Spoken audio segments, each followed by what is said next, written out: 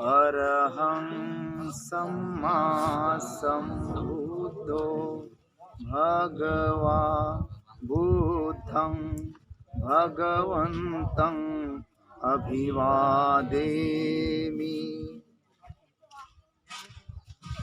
स्वाक्वातो भगवता धम्मो धम्मं नमसामि। सुपटिपन्नो भगवतो सावक संघो संघं नमामि। ओकास वन्दामि भन्ते द्वारतं येन मया कृतं सबं अपराधं क्षमथ मे भन्ते। द्वितीयम्पि ओकास वन्दामि भन्ते द्वारतं येन मया कृतं सबं अपराधं क्षमथ मे भन्ते। तृतीयम्पि ओकास वन्दामि भन्ते द्वारतं येन मया कृतं सबं अपराधं क्षमतु मे भन्ते। ओकास अहं भन्ते तिसरणे सधिं अष्टांग समनागतं उपोसतं शीलं धम्मं याचामि अनुगहं कृत्वा शील देथ मे भन्ते। द्वितीयम्पि ओकास अहं भन्ते तिसरणेन सधिं अष्टांग समनागतं उपोसतं शीलं धम्मं याचामि अनुगहं कृत्वा शीलं देथ मे भन्ते।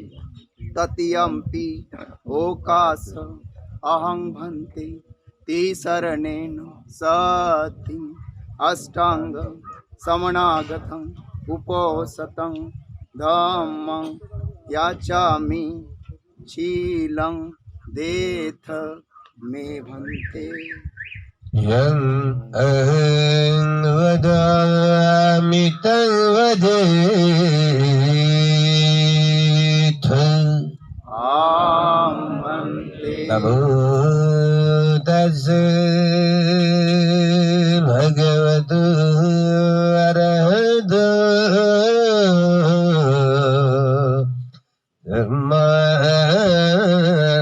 सम्बुद्धस्स।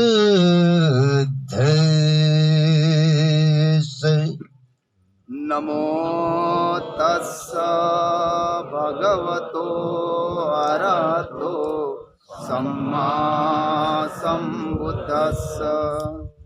नमो तस्स भगवतो अरहतो सम्मा सम्बुद्धस्स। नमो तस्स भगवतो अरहतो सम्मा सम्बुद्धस्स। बुद्धं शरणं गच्छामि।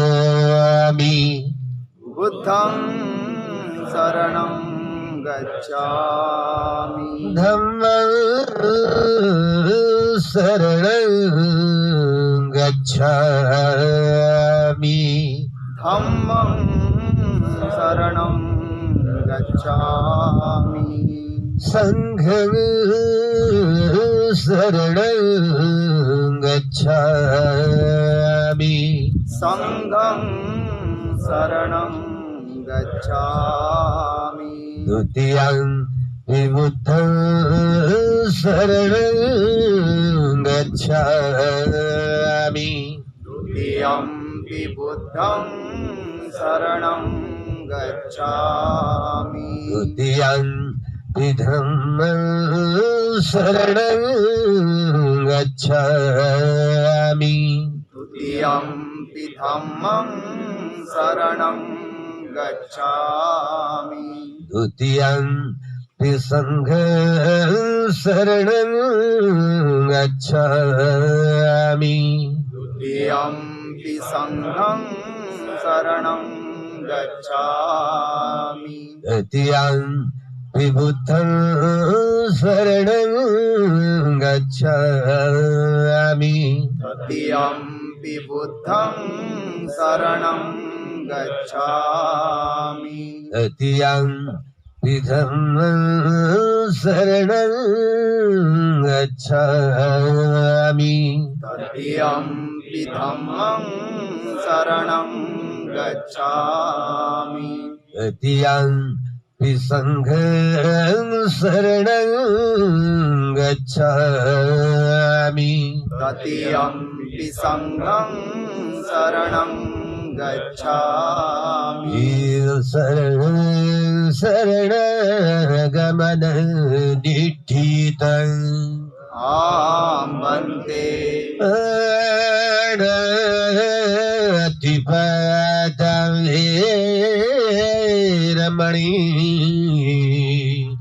सिक्खापदं समाधियामि पाणातिपाता वेरमणि सिक्खापदं समादियामि दिन्नादाना वेरमणि सिक्खापदं समाधियामि आदिन्नादाना वेरमणि सिक्खापदं समादियामि ब्रह्मचर्या वेरमणि सिक्खापदं समाधियामि ब्रह्मचर्या वेरमणि सिक्खापदं समादियामि सर्वदा वेरमणि सिक्खापदं समाधियामि मुसावादा वेरमणि सिक्खापदं समादियामि दुरामेरयमज्जपमदत्ताना वेरमणि सिक्खापदं समाधियामि सुरामेरय मज्जपमादठाना वेरमणि सिक्खापदं समादियामि विकालभोजना वेरमणि सिक्खापदं समाधियामि विकाल भोजना वेरमणि सिक्खापदं समादियामि न च गीतवादितो न च गीतवादित सुखदर्शन सुखदर्शन मालगंध मालागंध मंडल लेपन धारण मंडन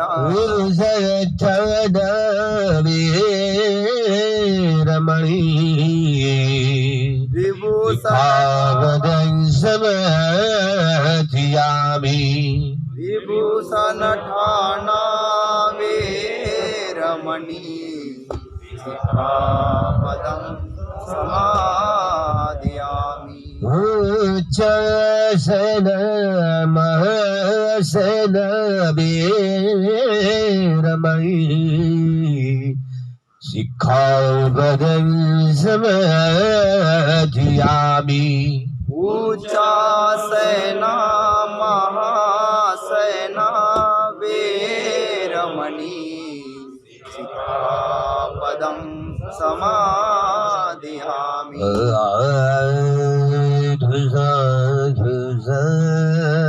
धुमं शरणेन सती अट्ठङ्गं समन्नागतु सतुशीलं धम्मं साधुकं सुरक्षितं गत्वा अपमादेन संपदीत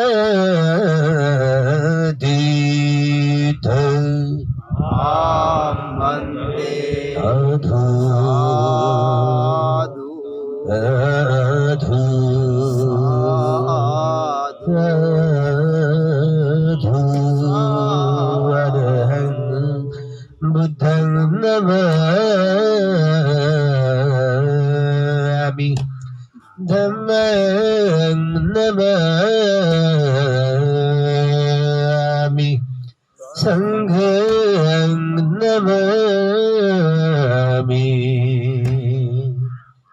अहं वन्दामि सर्वदा अहं वन्दामि सर्वदा अहं वन्दामि सर्वदा नमो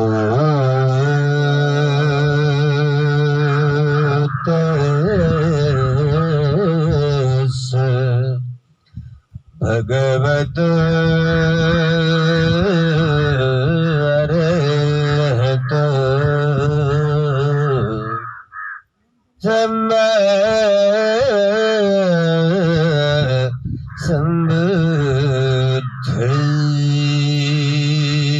सम्बुद्धस्स नमो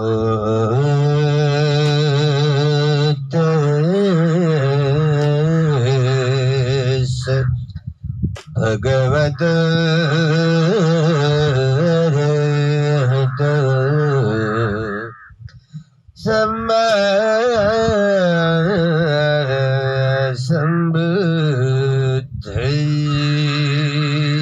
सम्बुद्धस्स नमो तस्सै भगवतो अरहतो सम्मा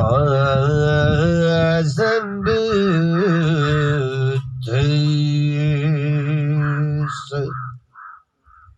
ये च बुद्धा अतीता च ये च बुद्धायन गता पजुबन्ना जय बुद्ध अहं वन्दामि सर्वदा ये च धम्मा अतीता च ये च धम्मायन गता बचपना जय धर्म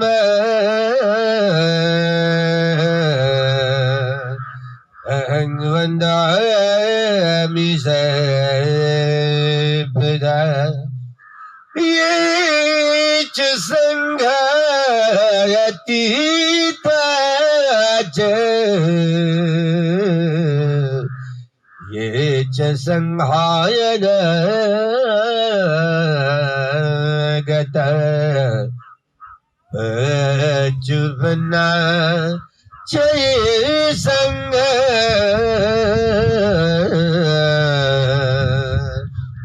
अहं वन्दामि सर्वदा अहं वन्दामि सर्वदा अहं वन्दामि सर्वदा।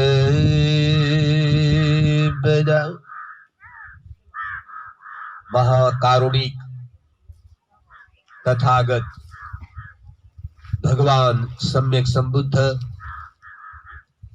भगवान ने सुआख्यात किया हुआ सुस्पष्ट किया हुआ जो धारण करने योग्य ऐसा सद्धर्म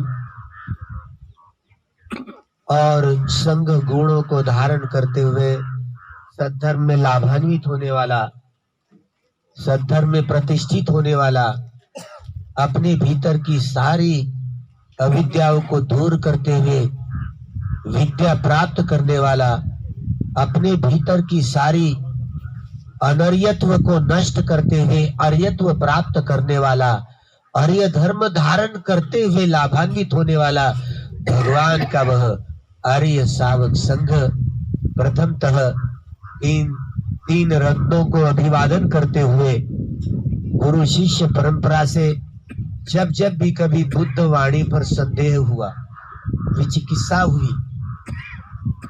तो भगवान के सद्धर्म में तपे हुए ऐसे तापस भिक्षुओं, पूजनीय भिक्षु संघ द्वारा बार बार संगायन किए गए। पहले संगायन के सभापति पूज्य भदंत महाकाश्यप महादेव, जिनके नेतृत्व में जहां सप्तपर्णी गुफा में 7 महीने तक संगायन चला और भगवान की मूल वाणी की बड़ी बखूबी से सुरक्षा कर दी गई। अच्छा हुआ जिसलिए उन महानुभावों ने इस सद्धर्म की सैद्धांतिक एवं व्यावहारिक पक्ष की जितनी सारी सुरक्षा, धर्म की मूल वाणी की सुरक्षा कर रखी है, उनके प्रति, उनके ऋण के प्रति अगर उन्होंने ये भगवान की मूल वाणी की सुरक्षा नहीं की होती, हमें यह धर्म कहां से मिलता। उन सभी महानुभावों की, उनके ऋण को याद करते हुए भावी बुद्ध, द्वितीय बुद्ध शासन के शिल्पकार जिन्होंने नींव रखी 14 अक्टूबर 1956 को नागपुर की पवित्र दीक्षा भूमि पर 7 लाख लोगों को 3 शरण और 5 शील में प्रतिष्ठित करते हुए 22 प्रतिज्ञाओं की सुंदरता की झालर चढ़ाई।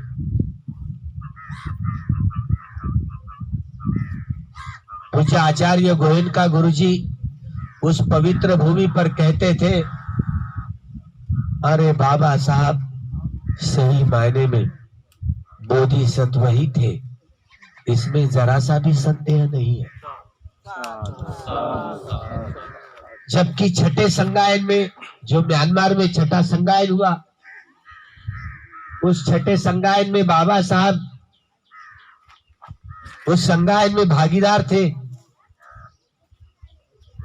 वैशाख पूर्णमासी 1954 से 56 तक 2 साल तक यांगून में 2500 भिक्षु एकत्र आकर के उन्होंने छठा संगायन किया और भगवान की वाणी पर जब जब भी कहीं संदेह उत्पन्न हुआ, विचिकित्सा उत्पन्न हुई, तो बार बार उन महानुभावों ने भगवान की मूल वाणी की रक्षा की, सुरक्षा की। उनके ऋण को याद करते हुए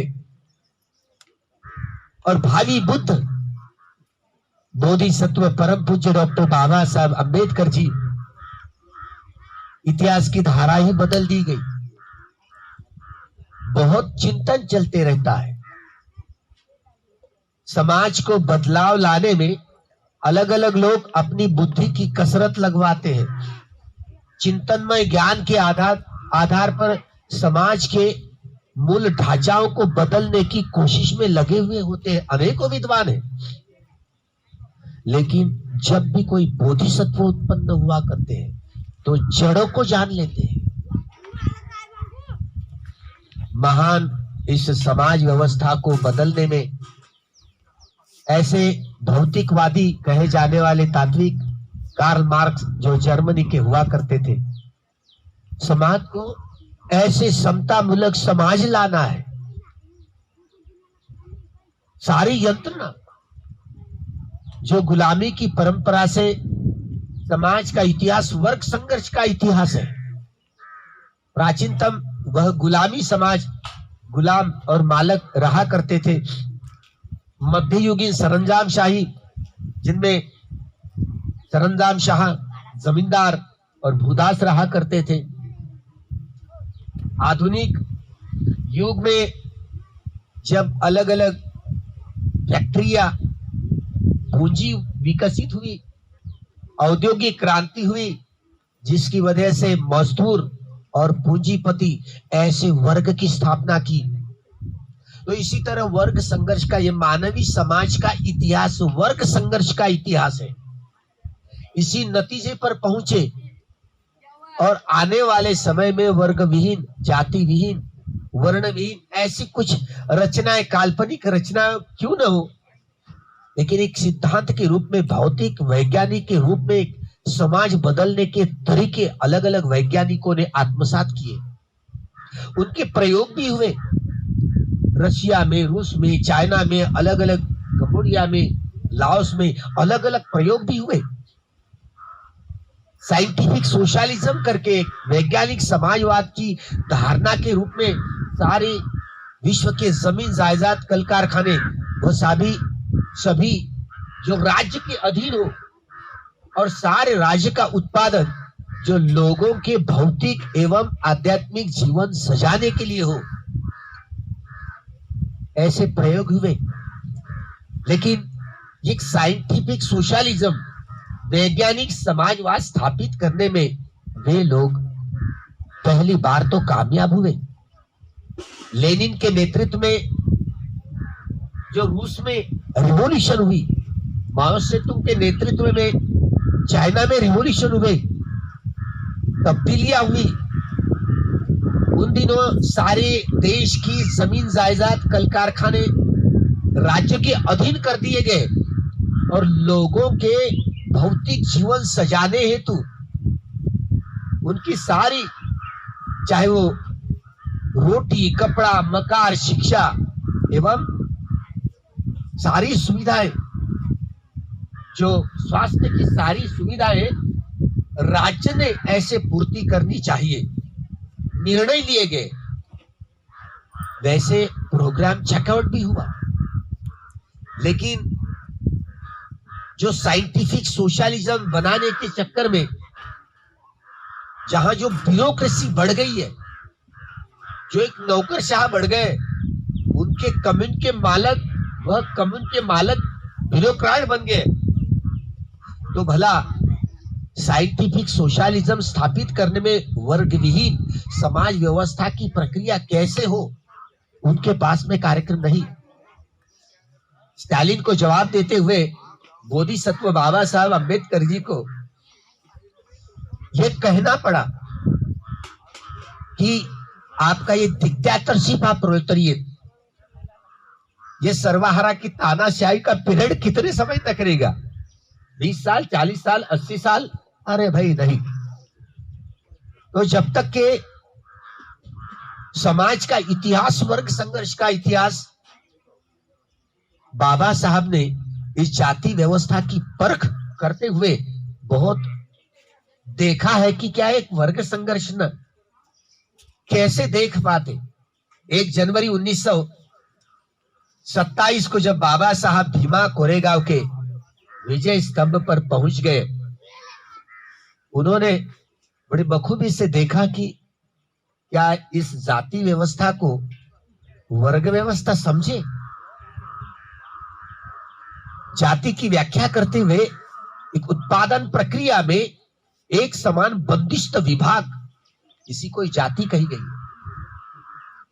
तो बाबा साहब जैसे साइंटिफिक जाति की परिभाषा किसी को नहीं करनी आई।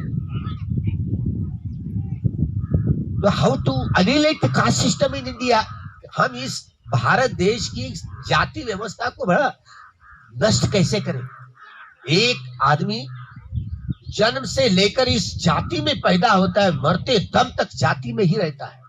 तो जन्म भेद के आधार पर इस उत्पादन के साधन और उनका बंटवारा किया गया।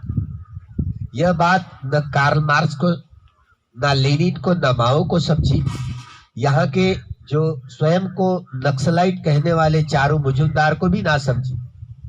यह बात नहीं समझ में आई, क्योंकि ब्राह्मणों के हाथों में यही समाज परिवर्तन वालों का नेतृत्व था। अच्छा हुआ कम से कम एक यही धुलिया में रहने वाले कॉमरेड शरद पाटिल, जिन्होंने स्लेवरी ऑफ दासशूद्रा, जो दासशूद्रों की गुलामी बड़े 2 खंडों में रची, उसमें वर्ण जाति वर्ग संघर्ष की बातों को बाबा साहब के दृष्टिकोण को प्रस्तुत करने का काम तो भला किया।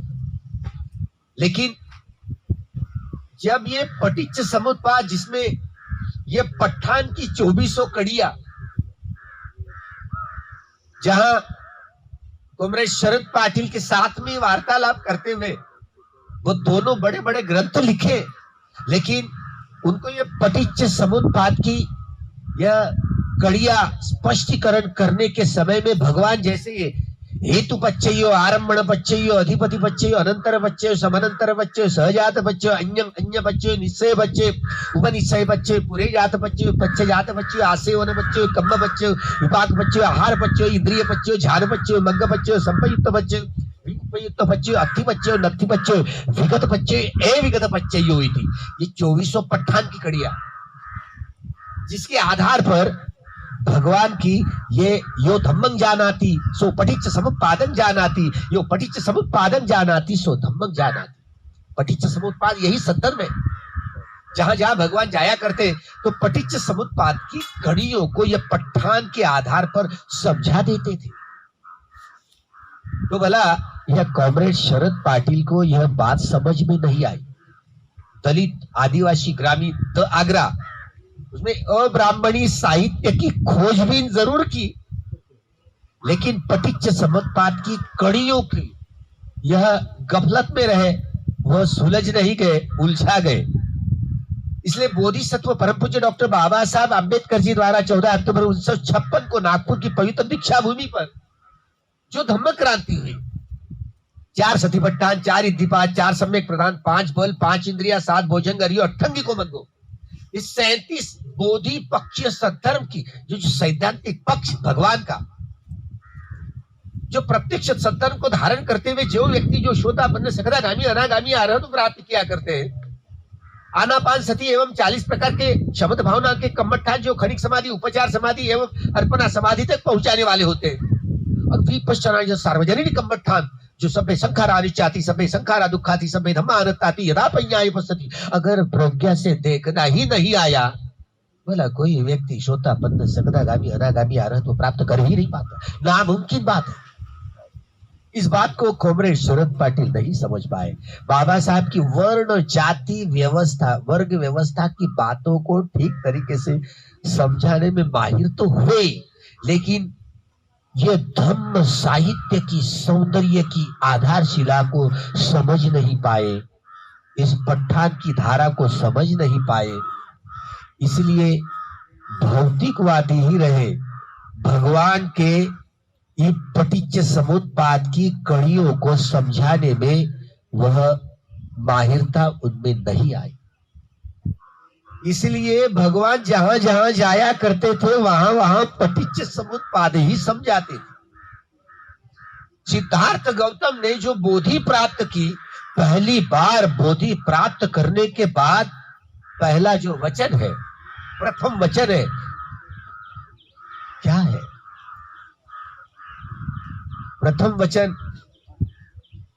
अनेक जाति संसार संधा विसंग अनिविसंग गहकारकं गवे संतो दुखा जाति पुनः गहकारकं दिठोसी पुन गेहं नकाहसी सब बातें फासुका भग्गा गहकूटं विसंखितं विसंखारगतं चित्तं तन्हानं खयं अज्जगा इति। इसे उदान कहा जाता है। प्रथम वचन, कोई एक ही सम्यक संबुद्ध की बात नहीं हो रही है। हर सम्यक संबुद्ध इसी जम्बूद्वीप में उत्पन्न हुआ करते हैं, अन्य देशों में नहीं। उस भूमि का पुण्य नहीं है। भूतकाल के जितने सारे सम्यक संबुद्ध हुए, वर्तमान में या अगले भविष्य में जितने सारे सम्यक संबुद्ध होंगे, वह बोध गया में ही होंगे और अन्य स्थल नहीं। बोध गया बुद्धों की उत्पत्ति का स्थान है, बुद्ध के जन्म का स्थान है। सिद्धार्थ गौतम ने जन्म लिया लुम्बिनी में, वह बोधिसत्व सिद्धार्थ गौतम का जन्म है, बुद्ध का जन्म नहीं है।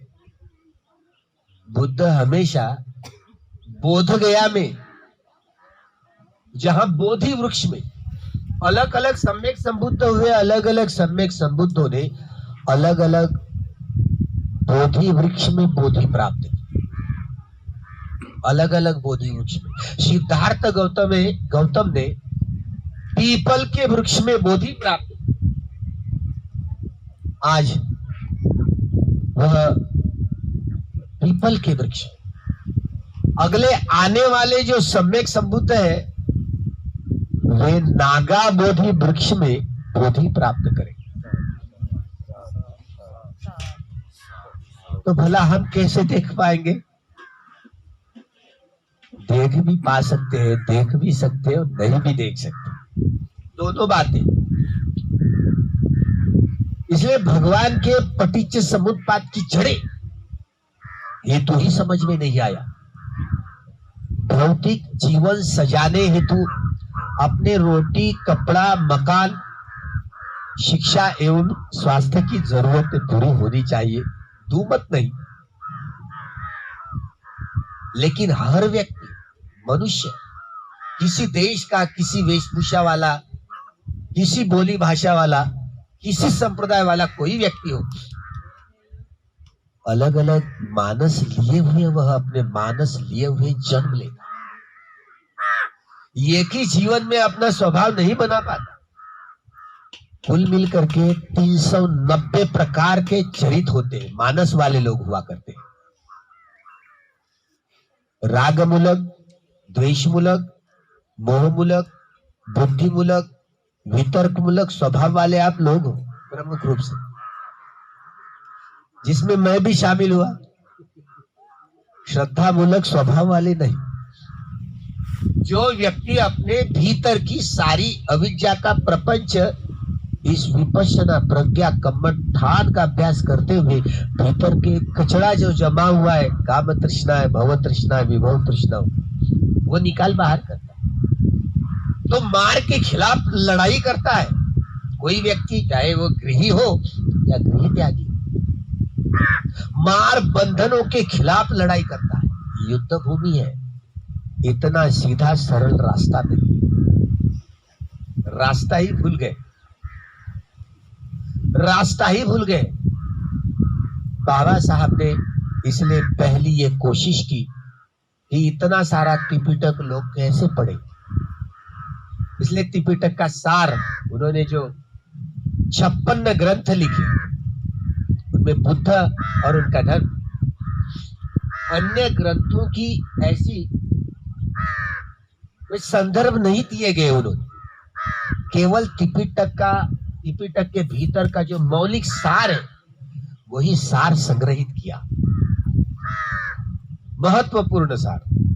उनमें जो भी हर एक ने सद्धर्म के प्रचार के लिए कैसे करे, क्योंकि भगवान ने जो संघ की उत्पत्ति की है, तो भगवान ने जब संघ की उत्पत्ति की है, तो भगवान का जो आर्य शावक संघ भगवान के सैद्धांतिक एवं व्यावहारिक पक्ष को समझ बूझ कर समझाने में बड़े माहिर थे। एक अरहत व्यक्ति एक दिशा में जाया करते थे, साथ में नहीं, एक अकेला एक भिक्षु 6 प्रकार की अभिज्ञाओं में इतने परिपक्व थे, तो सभी प्रकार के 390 प्रकार के मानस को समझाने में बड़े माहिर थे। अलग अलग व्यक्तियों के स्वभाव को देख करके, उनके मानस को देख करके वैसे कम्मठान दिया करते थे, और सद्धर्म में लाभान्वित करने में वे कल्याण मित्र के रूप में, मार्गदर्शक के रूप में किया करते। इसलिए बाबा साहब अम्बेडकर जी द्वारा बुद्ध एवं उनका सद्धर्म यह ग्रंथ लिखा। आखिरी के पृष्ठ पर सद्धर्म के प्रचार के लिए 4 प्रतिज्ञाएं लिखी। उसमें पहली प्रतिज्ञा यह है, ये जीव सृष्टि असीम है, सीमा नहीं है। यह जीव सृष्टि असीम है, सीमा नहीं है, सजीव है, मनुष्य है या मनुष्यतर प्राणी है। हमें नहीं पता कि मनुष्यतर प्राणी है और वो कितने हैं, हमें नहीं पता, लेकिन बुद्ध को पता होता है। वो संख्यात्मक रूप से भी बोल सकते हैं, क्योंकि वो भूत, वर्तमान और भविष्य काल तीनों कालों की जानकारी उन्हें हासिल होती है। मनुष्य या मनुष्यतर प्राणी एक चक्रवाल में, एक प्लैनेट्स में 31 प्रकार के काया धारण करने वाले प्राणी हुआ करते। 4 अपाय गति के, 7 काम सुगति भूमि वाले, 16 रूप ब्रह्मलोक और 4 अरूप ब्रह्मलोक। इसी प्रकार 31 प्रकार की काया लोक, इमस्मिंग लोके, यानी इस काया के भीतर मनुष्य या मनुष्यतर प्राणियों की अलग अलग काया होती है। और ये कैसी बनती है, कोई बनाने वाला कोई है क्या? न जाने उन दिनों भगवान के समय में, सिद्धार्थ गौतम के समय में शाश्वततावादी लोग थे, उच्छेदवादी भी लोग थे। शाश्वततावादी लोगों का, उनके आचार्यों का कहना है, अरे ये सारी प्रकृति कोई बनाने वाला, कोई ईश्वर हो, परमेश्वर हो, आत्मा हो, परमात्मा हो, न जाने क्या क्या, आत्मा एक है, अनेक है, क्या क्या नहीं, आत्मा का पुनर्बोध, ऐसी मान्यता मानने वाले वे लोग थे, अलग अलग आचार्य। भगवान ने इनकी सारी झलक देख ली। 6 साल बड़ी काया क्लेश की ध्यान की, याद किया, लेकिन हासिल कुछ भी नहीं हुआ।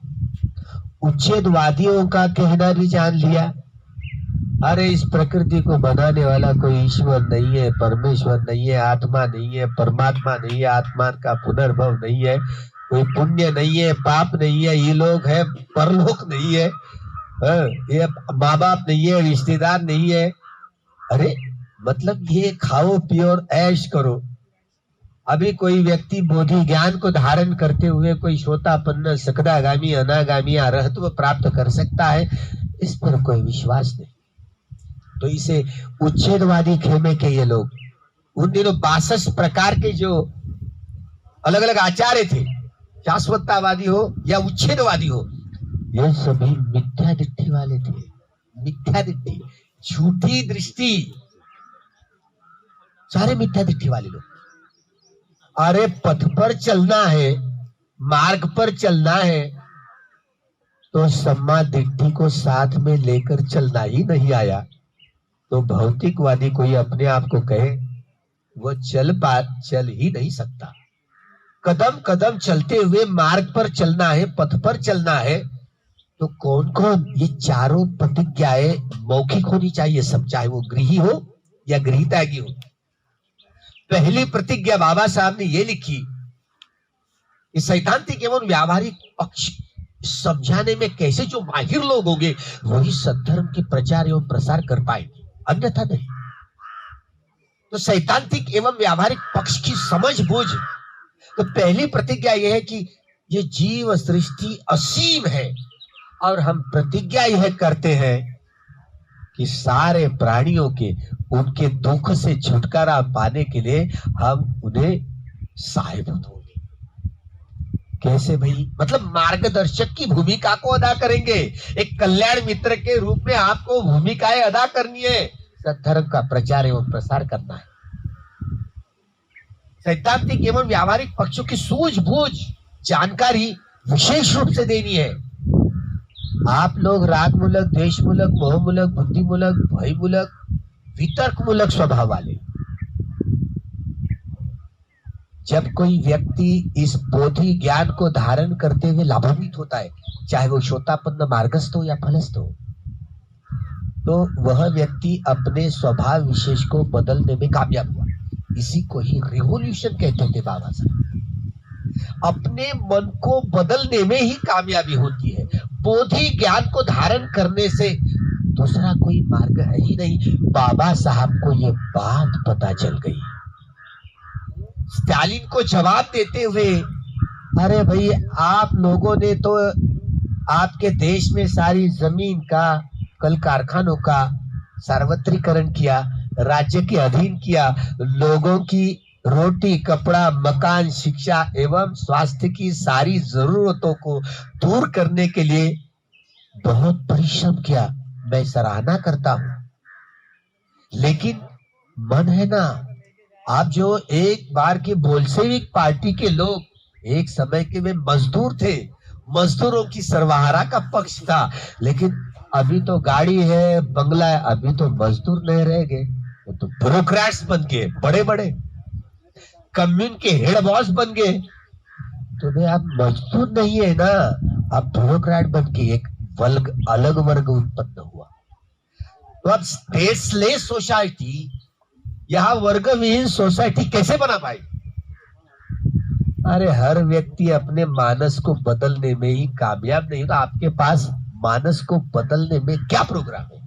आपके पास में कम्युनिस्ट पार्टी के पास में, बोल्शेविक पार्टी के पास में। भगवान ने जो जो अलग अलग व्यक्ति, चाहे वो गृही है, गृह त्यागी हो, अलग अलग स्वभाव के लोग आए, उनके शिष्यों को ऐसी शिक्षा दी ताकि किसी स्वभाव चरित्र वाला व्यक्ति उनके सामने आए, उनको विशेष रूप से कम्मरदान देकर उनके अभ्यास करा करके उनको विमुक्ति का पाठ, उनके पथ पर अरियठंगिको मग्गोय, 8 अंगों वाला मार्ग, इस पथ पर कैसे चलना है, इसके मार्गदर्शक बने।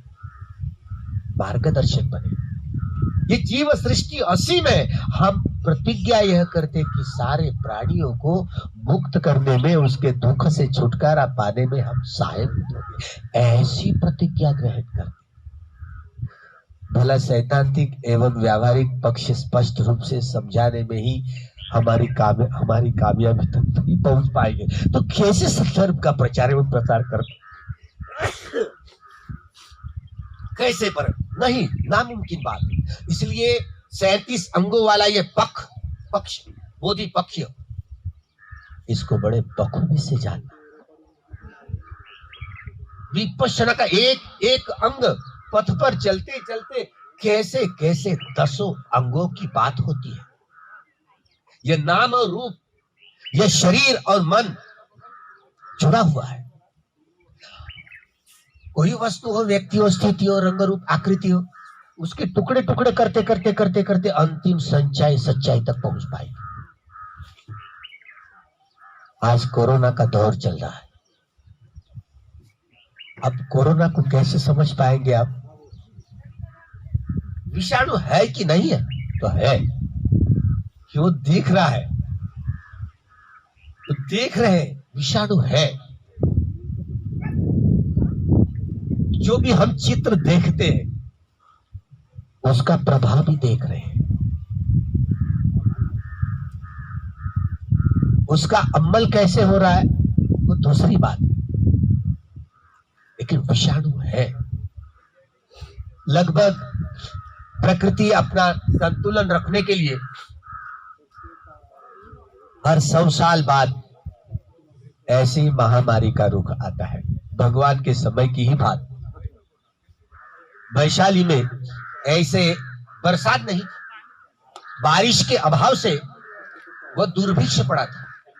जानवर मृत होने लगे, मनुष्य लोग भी बड़े मरने लगे, बड़ी गंदगी फैलने लगी। न जाने भगवान के पास चंद श्रेष्ठी आ गए और भगवान को याचना की, भगवान हमारे वैशाली में बहुत दुर्भिक्ष है, क्या बतावे। तो भगवान ने भिक्षु आनंद द्वारा जब रतन सूत्र का पठन किया, हमने जानबूझकर रात को रतन सूत्र का पठन नहीं किया। मुझे बार बार पता है, जब जब भी मैंने रतन सूत्र का पठन किया वो बारिश हुई। साधु साधु साधु बारिश हुई तो बार बार लोग कहते हैं भिक्षु संघ में बड़े रतन सूत्र का पठन करते रहते, तो बारिश आती रहती। फिर से वातावरण बदल गया ना, वो उतु नियम है। अकाली बरसात हो गई है तो उतु नियम के अनुसार सर्दी हो, बुखार हो, खांसी हो, आम रोग आते रहते। अब तो कोई भी रोग आए ना तो कोरोना ही भारी पड़ जाता है। आपका एक्सीडेंट भी हुआ रास्ते पर, अगर दवाखाने पहले जाकर के कोरोना की टेस्ट करेंगे और आपको पॉजिटिव निकालेंगे, भला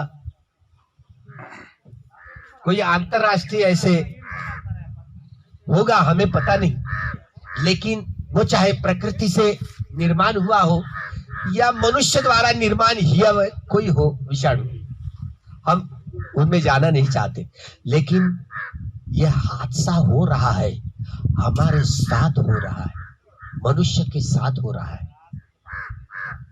तो आखिर कम्मस्य कौमी कम बताया, तो हमने हमारे जो काया वाचा मन द्वारा कर्म किया करते हैं तो उसका विपाक तो आए। कुशला ए कुशलम कम्म विपाकानं खंडानं कटत्ताच रूपं कम्म बच्चे ही न बचे। चाहे वो भगवान बुद्ध भी क्यों न हो, उनको कर्म का विपाक आता है। तो हम कहाँ छूटने वाले? चाहे उतु नियम हो, बीज नियम हो, कर्म नियम हो, धर्म नियम हो, तो प्रकृति अपने कानून के आधार पर चलती है, अपने नियमों के आधार पर चलती है। तुम्हारा हमारा कहना सुनती नहीं है। लेकिन अरहंतों का, यहाँ अरहंतों का किला है। ये जो ईंट है ना, ये रह चुके हैं, ये जादव जी वहां पर रह चुके। एक महाराज जी आए थे, तो भला देवानंद प्रियदर्शी सम्राट अशोककालीन ईंटे खंडर मिलते हैं, बड़ी मोड़ी स्थिति, नवकुंड है पानी के। अब तो हर हर किला बना दिए, पता नहीं, क्योंकि जब प्रतिक्रांति होती है तो सारा नक्शा ही बदल जाता है। जैसे हर प्राचीनतम जितने सारे त्र्यंबकेश्वर के जो मंदिर दिखाई देते हैं ना, जिन्होंने एक मंदिर में भगवान सांग ने घंटा जो बेल रखी है, अच्छा हुआ कि वो अभी गूगल में फंसी हुई है, लिखी हुई। जितने सारे महान की जितने मंदिर थे ना त्र्यंबकेश्वर के, पूरे के पूरे बौद्ध स्तूप थे। अब तो बदल दिया गया, सारी रचना ही बदल दी। 3 रश्मि, क्या रश्मि होती है? सातवाहन काल में जो उस सृष्टि ने वह जो स्तूप, वहां लेनिया जो बनाई, वो 3 रश्मि। क्या होता है रश्मि? जो कोई व्यक्ति अर्हत्व प्राप्त हो चुका है, भगवान बुद्ध हो चुके हैं, तो आलोक उत्पन्न होता है ना, उनका प्रकाशमान शरीर होता है।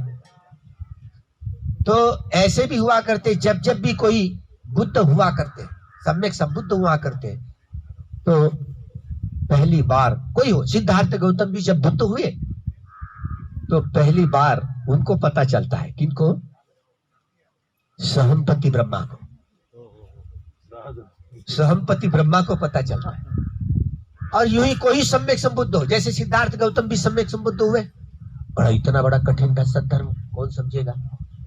नहीं बाबा, बस हमने हमारे स्वार्थ के लिए जो भी किया है, एक कठिन सद्धर्म कौन समझेगा? ऐसे निगेटिविटी मन में आ जाती है। तो ये बात सहमपति ब्रह्मा समझ लेते हैं, और सहमपति ब्रह्मा समझ लेने के बाद वह अंतर्धान होकर के आते हैं, भगवान बुद्ध को वंदना करते हैं, 3 बार प्रदक्षिणा करते हैं। और भगवान आप ऐसा ना सोचे, सारे देवता और मनुष्य लोग कितने सारे दुखी हैं, और आप ऐसे सोचेंगे तो ये कौन दुख में रहना चाहता है? हर कोई व्यक्ति, हर कोई प्राणी दुख से छुटकारा पाना चाहता है। भगवान 3 बार याचना की। वही ब्रह्म सहमपति जो ब्रह्मलोक के राजा है, ब्रह्मलोक। अब ये ब्रह्म इस शब्द ने हमको इतना बना दिया, ब्रह्मचक्र पवत्तनाय, धम्मचक्र पवत्तनाय। तो ये ब्रह्म और धम्म एक ही बात है, लेकिन उलझ गए। इसलिए भगवान को बार बार कहना पड़ा, न जज्जो होती ब्रह्मणो कम्मुनो होती ब्रह्मण। जन्म से कोई ब्राह्मण नहीं हुआ करता, कर्म से कोई ब्राह्मण हुआ करता। अब जो जन्म से जो ब्राह्मण हमको दिखते हैं, तो वो शेंडी बढ़ाते हैं, गांड बांधते वहां टावर, वो छोटी धोती पहनते हो, जानवा पहनते हो, ये नकली ब्राह्मण हो गए। जन्म से स्वयं कहते हैं, तो जन्म से कोई ब्राह्मण नहीं का। तो स्वयं ब्रह्म किसको कहते हैं? ब्रह्म जो विहार करने वाले लोग होते हैं, करुणा, मैत्री, मुदिता और उपेक्षा, ये चारों ब्रह्म विहारों में रमन करने वाला, कोई मुक्ति की अवस्था पाने वाला व्यक्ति, वो ब्रह्म विहारी कहते हैं, धम्म विहारी कहते हैं। जो करुणा, मैत्री, मुदिता, उपेक्षा विहार में रमन कर रहा हो, धर्म में रमन कर रहा हो। अरे भूलभाल गए लोग, और स्वयं को नहीं नहीं हम जन्म से ही ब्राह्मण है, तो अहंकार जगाए ना। ऐसे ही हुआ। हमें जहां हीरोस, जहां मोहिंजोदाड़ो, जो हरियोपिया, हरप्पा और मोहिंजोदाड़ो में हमें, वो तो इस सिद्धार्थ गौतम के पहले की बात है। तो वहां पर भी अलग अलग भिक्षुओं के चेहरे, भिक्षुओं की मूर्तियां, अलग अलग मोनेस्ट्रियां दिखी। वो क्या है? ये च बुद्धा अतीताच, ये च बुद्धा अनागता पच्चुपन्ना चे। मतलब इसी जो महाभद्र कल्प में जो 5 सम्यक संबुद्ध हुए, होने वाले, कोणागमन, ककुसंद और काश्यप, यह जहां हम हड़प्पा या मोहनजोदड़ो में देखते हैं, तो भिक्षु की मोनेस्ट्री है, कुबे है। तो ये देवानंद प्रियदर्शी सम्राट अशोक के काल के नहीं है, वो प्राचीनतम यही महाभद्र कल्प में जो 5 सम्यक संबुद्ध हुए, वो ककुसंद, कोणागमन और काश्यप, ये 3 सम्यक संबुद्ध, उनके खंडहर में।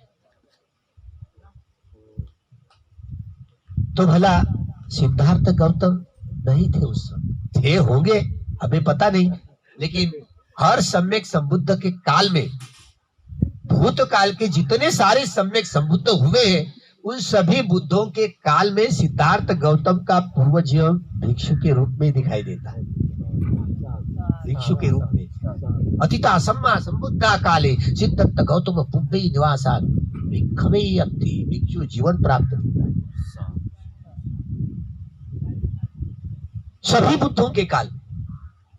और जहां तक कि सुमेर बोधिसत्व से लेकर सिद्धार्थ गौतम तक 4 असंख्य 1 लाख कल्प, इतनी जीवन यात्राओं से परिपूर्णता करते हुए 300 पारमिताओं का पहाड़ जो खड़ा किया, तो 32 लक्षण एवं 80 अनुव्यंजन स्थापित हुए। कोई बोधिसत्व के आखिरी के जीवन में जन्म होता है, तुम कहानी ढूंढते ना, कहानी ढूंढते। अरे वो महामाया ने खड़े खड़े ही उस बोधि वृक्ष की डाली पर ऐसे पकड़ लिए और खड़े खड़े ही बालक को प्रसूत की, जन्म दी। हाँ, सब बुद्धा सब समान, हर कोई माता बोधिसत्व के आखिरी के जीवन में प्रसवती है, जन्म देती है, तो वो खड़े खड़े से ही जन्म देती है। रात को सुत्तपटन जो बोले ना, और 7 दिन में ही वो उसकी मृत्यु हो जाती है, और वो तुषिता देवता लोक में वो उनका जन्म। हर माता कोई बोधिसत्व के आखिरी के जीवन में जन्म देती है, 7 ही जीवन बिता सकती है, 8वां दिन वह देख नहीं पाती। सब में बुद्धा सब सभी बोधिसत्वों को जन्म दिया। जैसे लुम्बिनी में वैशाख पूर्णिमासी के दिन जब जन्म होता है, अब सूत्र में पढ़ते पढ़ते रात को ओ अग्गो हमस्मिंग लोकस, जेठो हमस्मिंग लोकस, सेठो हमस्मिंग लोकस, अयं अंतिमा जाति नत्ति दानी पुनः भवति। जो कोई बोधिसत्व आखिरी के जीवन में जन्म लेते हैं, वो खड़े खड़े से ही उसकी माता जन्म देती है। इधर नहीं जन्म, वही उधर ही नेपाल की भूमि में उधर ही जन्म हो। आप कहोगे नासिक में जन्म हो, नहीं होगा। तो सिद्धार्थ गौतम जैसे बोधिसत्व का, हाँ मुझे सवाल किया, हाँ भंते बाबा साहब जब बुद्धत्व प्राप्त करेंगे, वे आखिरी के जीवन में जन्म लेंगे, क्या महाराष्ट्र में जन्म लेंगे? वो उधर ही जन्म लेंगे। और जब बोधि प्राप्त करेंगे ना, तो बोध गया में ही, हमें नहीं पता, लेकिन लंकन भिक्षु कहते हैं कि आने वाले सम्यक संबुद्ध या आर्य मैत्रेय ये सम्यक संबुद्ध बाबा साहब अम्बेडकर जी बनेंगे। ऐसे मुझे नहीं पता, मैं नहीं जानकार उसके विषय में,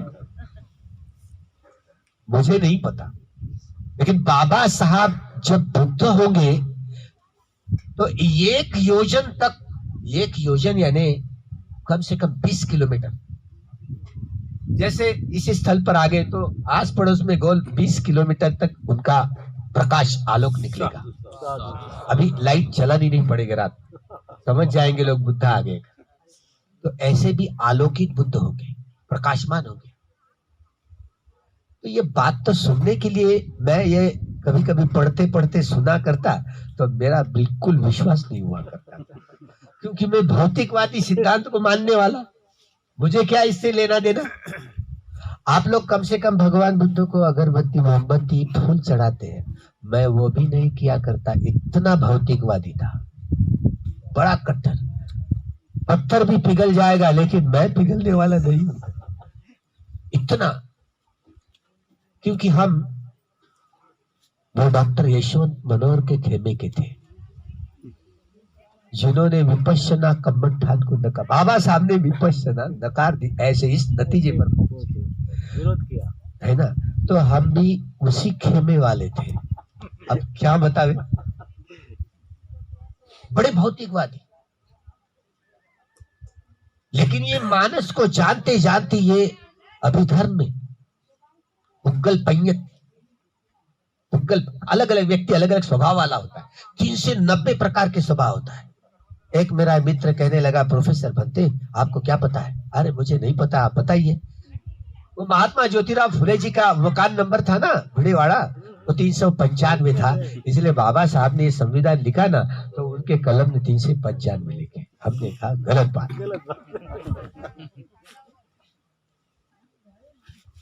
बाबा साहब ने 390 प्रकार के चरित को देखा।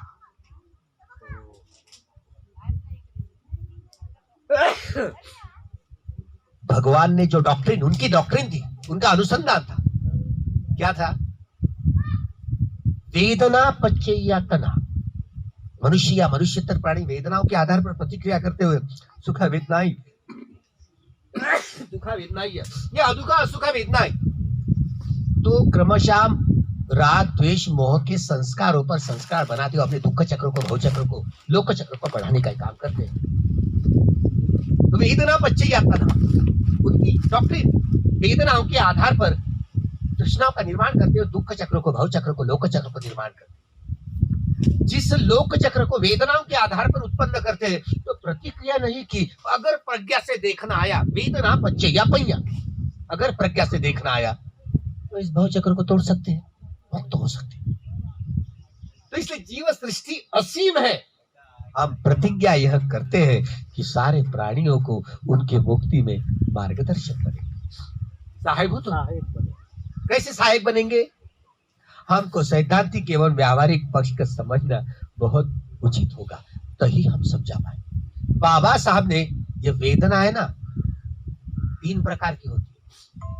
अभिधम्म के अनुसार 5 प्रकार की वेदना की, ये सुखा वेदना, दुखा वेदना और अदुखा असुखा वेदना, ये शारीरिक वेदना है। सौमनस्य वेदना और दौर्मनस्य वेदना, ये चैतसिक वेदना है। ये वेदनाओं के आधार पर स्वभाव की रचना करता है।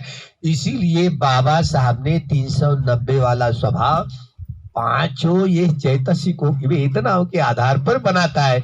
इसीलिए 395 कलम वाला यह संविधान बाबा साहब ने लिखा।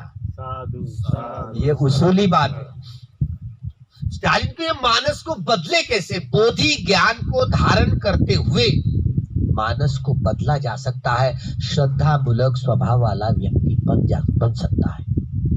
आप जैसे अब तेरी मेरी पर उतर जाते हैं अपने स्वभाव के मुताबिक, मैं भी, लेकिन कोई व्यक्ति श्रोतापन्न हुआ हो, उनकी तेरी मेरी ठंडी हो जाती है, क्योंकि वो जड़ को पकड़ने में कामयाब वह व्यक्ति रहे।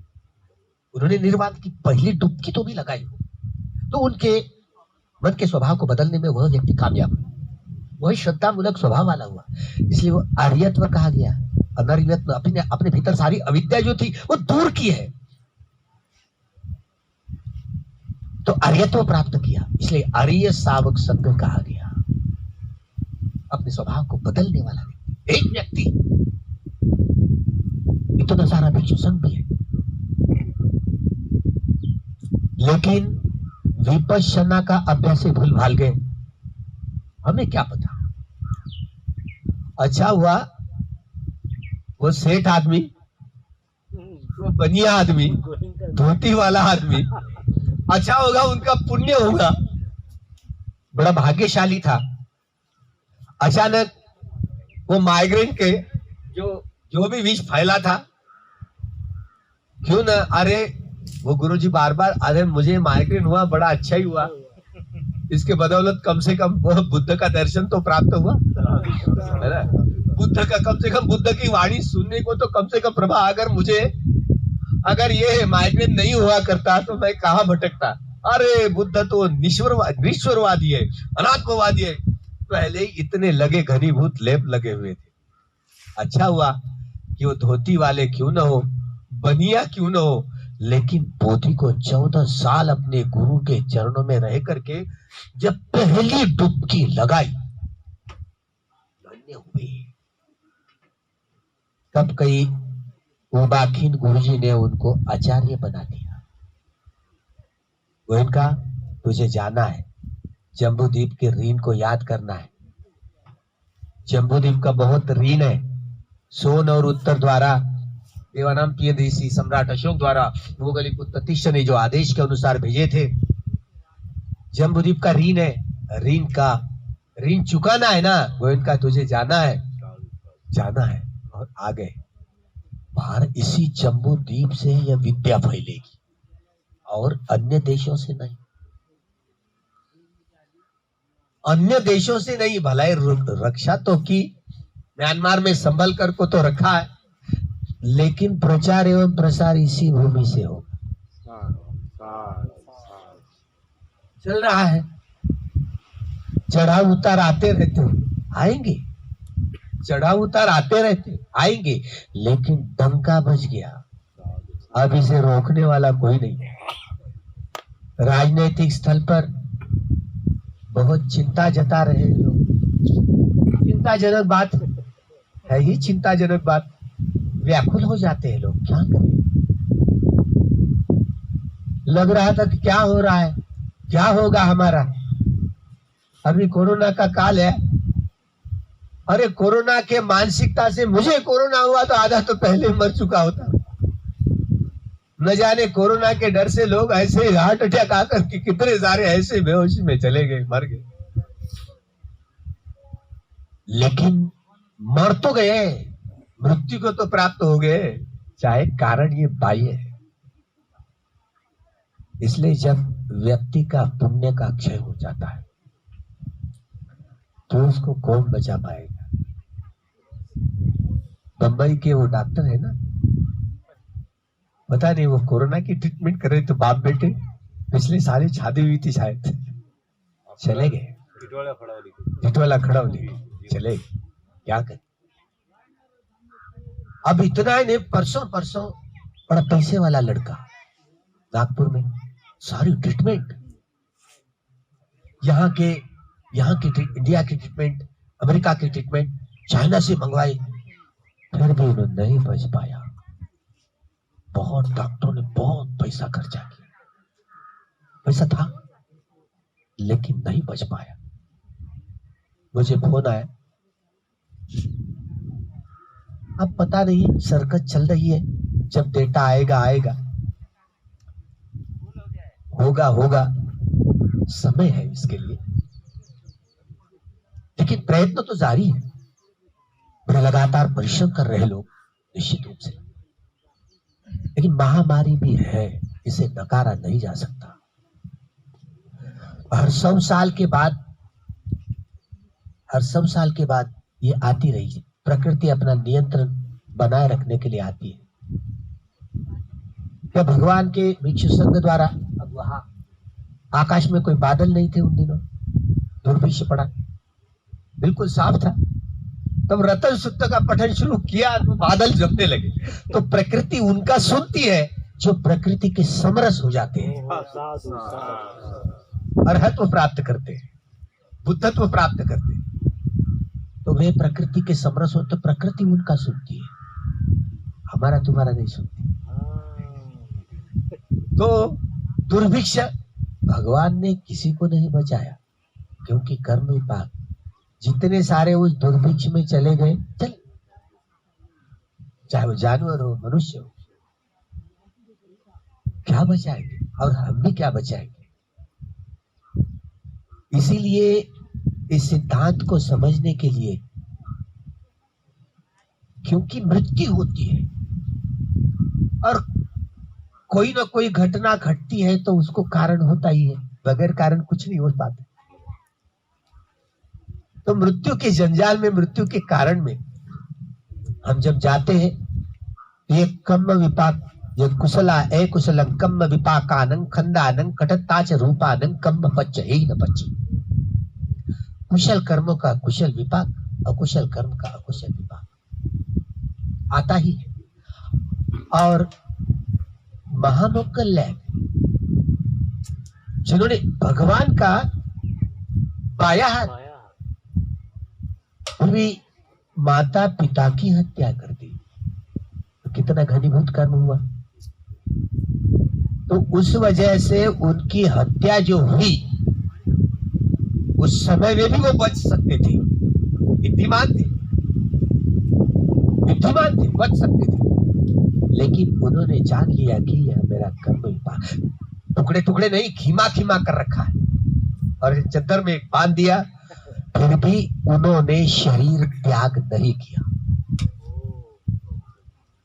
उनके शरीर का खीमा खीमा होने के बावजूद भी उन्होंने बातों को ठीक ढंग से समझे। नहीं तो ऐसे चलते चलते ऐसे पत्थर को ऐसे पैर लग गया, देखते देखते मर जाता है कोई।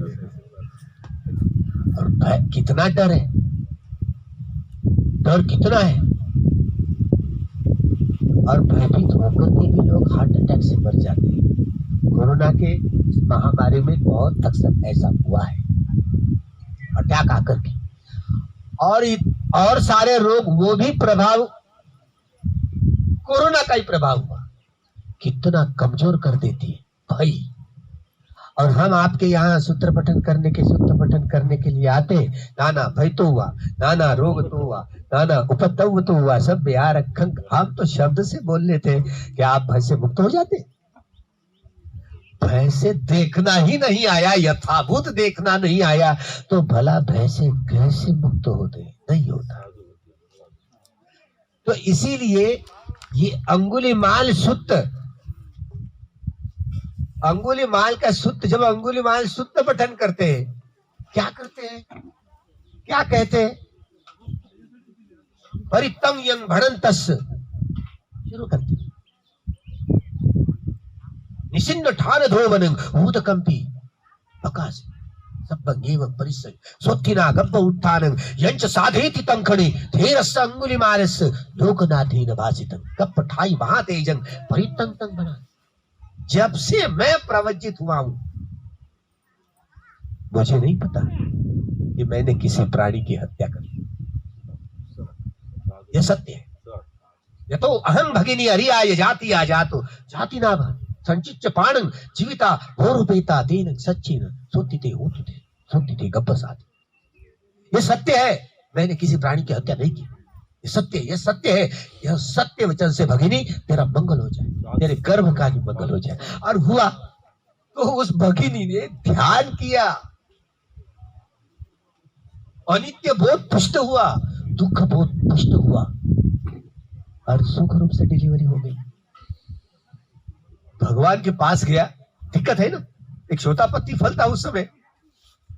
भगवान के पास जाने के बाद भगवान मैं भिक्षाटन के लिए गया था, एक भगिनी बड़ी चिल्ला रही थी, प्रसूति की वेदनाएं हो रही थी, मैं क्या करूं, बोलिए आप चलिए। अरे तू ही जा और तू ऐसा ऐसा कहते, पर भी वो अंगुलीमाल सूत्र करके हुआ, लेकिन भगवान ने कह दी जा जा। जब से मैं प्रवचित हुआ हूं तब से मैं किसी प्राणी की हत्या नहीं की। सत्य, हाँ सत्य है। इस सत्य वचन से उस भगिनी का भला हो जाए, उस मंगा हो जाए, उसके गर्भ का भी मंगल हो गया। जैसे कोई मंत्र फूंक देते ऐसे ही हुआ ना। बात तो चलती है, भीतर प्रज्ञा को जगाए नहीं पाए तो काम नहीं होता भाई। जगा अब आपको बताया नहीं, इसलिए रात को रूखी यहाँ इसी बोधि वृक्ष में रहती है। रूखी देखा नहीं, आज को किसी को तकलीफ नहीं दी, इसीलिए क्या तो रूखी है, रहती है, कल ही आई है। रूखी खतरनाक कलर बदलने वाला सांप होता है, बड़ा खतरनाक होता है। तो क्या भयभीत होने से यहाँ से उड़ करके चले जाएंगे? टाइगर ने हमारी ताड़ोवा जंगल में हमारे एक भिक्षु को दबोच लिया, क्या हम चले जाएंगे? नहीं भाई, हमारा ही कोई मित्र होगा, गलती से वो बेहोशी में चला गया, टाइगर करके जन्म लिया। इसलिए हमारे जो मित्र थे, भिक्षु थे, शिष्य थे, वो उनका विपाक आ गया, बाकी लोगों को नहीं खाए ना, उन्हीं को पकड़ लिया। क्यों भाई, ऐसा क्यों हुआ? हमको क्यों नहीं पकड़ा? हमने भी तो देखा, उसके बाद भी देखा, हमको नहीं पकड़ा। क्या भाई के मारे चले जाएंगे? देखना है तो ये युद्ध भूमि है। अगर किसी व्यक्ति का पुण्य का क्षय होगा, किसी को कोई बचाने के लिए नहीं आ सकता। ये बाह्य कारण होते। वह भी मुगलैन बच सकते थे, उस पर 500 डाकू गुंडा लोग आए थे, 500 गुंडा, लेकिन आ गए, छप्पर तोड़ करके भागे। ये इतने से सारा होल था, वो एकदम बारीक होकर के चले गए। तो ये इथिया भी है, होती है। अभी म्यांमार के एक भिक्षु अपनी काया त्याग की, वो सभी वायरल हो रही है, वीडियो वायरल हुआ है, देखते। बुद्धदीप उनका नाम तो है। कहा मैं मेरी काया को त्याग रहा, आए कुर्सी पर से उठ गए, अपनी शैया पर लेट गए। और अपनी शैया कौन त्याग सकता है? त्याग सकते, हाँ त्याग सकते हैं। कोई लोग इच्छा मरण बोलते हैं, अरे इच्छा मरण की बात नहीं है, संकल्प वाली बात है। तो भला कोई व्यक्ति हो अरहत्व जिसने प्राप्त कर लिया हो, हाँ, जिसने अरहत्व भी प्राप्त नहीं किया हो, वह बोल करके अपनी काया को त्याग सकता है। सती संपजन्य न रेचती, एक क्षण भी ऐसे बेहोशी में ना जाए, त्याग सकता है। लेकिन कौन मृत्यु के लिए कौन तैयार है? क्या कोई नहीं मरने को चाहता। अभी बूढ़ा हो गया फिर भी नहीं मरना चाहता। किसको क्या पड़ी?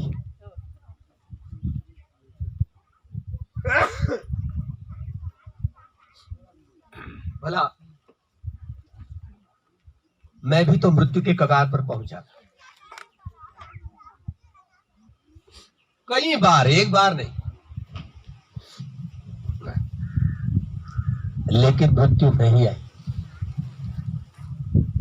अब वो डॉक्टर खुद चौंकने लगे, क्योंकि मैं अभी जंगल में रहते रहते बहुत आहार कम हो गया, खून इतना ये हो गया। डॉक्टर लोगों ने, अच्छा हुआ डॉक्टर लोगों ने मुझे मनाई की कि मैं शरीर का डॉक्टर हूँ, मेरी सुने, क्योंकि आप धर्म के डॉक्टर हो तो आपकी धर्म की बात हम सुनेंगे, लेकिन मैं डॉक्टर हूँ ना, मेरी बात आपको माननी ही पड़ेगी, क्योंकि मैं शरीर का डॉक्टर। उन्होंने देखा है कि मेरा खून पूरा चला गया और 1.5 पॉइंट रह गया है, फिर भी मैं जीवित, मैं बेहोशी में नहीं था, होश में ही था। डॉक्टर ने मुझे गाड़ी में लपेट लिया और खून चढ़ाने के लिए, हमारे जिले में कम चंद्रपुर गढ़चिरौली एक था, और ओ नेगेटिव वाले बहुत कम लोग हुआ करते हैं, बहुत कम, 4 लोग ही थे, तो तीनों का खून लेकर गया। अब भिक्षु करके बहुत सभी लोगों ने दे दिया, लेकिन खून तो चढ़ा लिया, दे दिया, फिर भी वह मेरा मृत्यु का क्षण आ रहा था। कैसे? अरे वासना शक्ति इतनी घबरा करके, अब न जाने क्या हुआ। भिक्षु का मृत्यु, मान लो कोई भिक्षु हो, भिक्षु जीवन में उपसंपदा हुई है, कोई संगादिशेष भी हुआ, या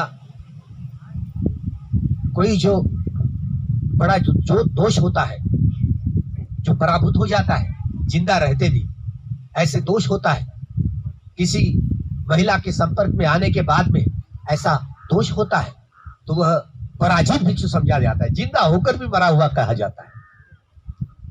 तो न जाने यहां तक के मेरा दोष आ रहा था, मैं क्या करूं? तो मैं जंगल में गया।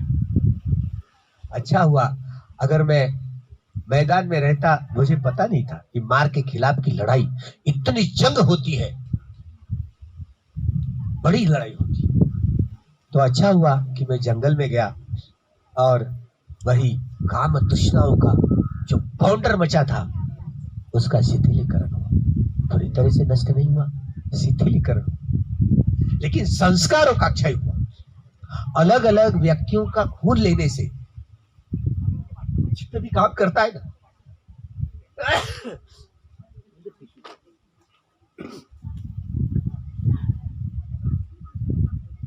तो मैंने देखा कि कोई लोग अभी सुनते हैं ना, अरे भाई दमन किया जाता है, पुरुष दम्म सारथी। दम्म यानी शिष्य होता है, शिक्ष होता है। ऐसे पुरुष जो शिक्ष होता है, जो कल्याण मित्र, कल्याण पुथुजन हो, मूढ़ पुथुजन हो, श्रोतापन्न मार्गस्थ फलस्थ, सकदागामी मार्गस्थ फलस्थ, अनागामी मार्गस्थ फलस्थ, अरहत हो, जो मार्गस्थ हो, ये सारे शिक्ष में आ जाते। जिन्होंने अरहत को प्राप्त करा, 6 प्रकार की अभिज्ञाओं को प्राप्त किया, वो अशिक्ष है। पुरुष दम्म सारथी, ऐसा पुरुष जो शिक्ष है, ये सारे शिक्ष पुरुष, ऐसे सारथी यानी कल्याण मित्र है, कल्याण मित्र, उनके सारथी, उनके कल्याण मित्र है भगवान, ऐसे वर्णन करते हैं हम लोग। तो भला अब मैं कहाँ बुलाऊं भगवान को, कहाँ बुलाऊं? भगवान कहाँ आएंगे? मुझे कोई मार्गदर्शक कहाँ है? उन दिनों फोन भी नहीं था, जंगल में गया, और वही ध्यान करते अनित्य बोध पुष्ट हो, मतलब प्रज्ञा जगी, साक्षी भाव पुष्ट हुआ, तो ही संस्कारों का क्षय हुआ। इसे ही विपश्यना कहते हैं। नहीं तो विपश्यना के नाम पर अगर भोक्ता भाव में रमन करते रहे तो आप गलत रास्ते पर पड़ जाएंगे। भूल कर से भी वेदनाओं का रसास्वादन ना करे।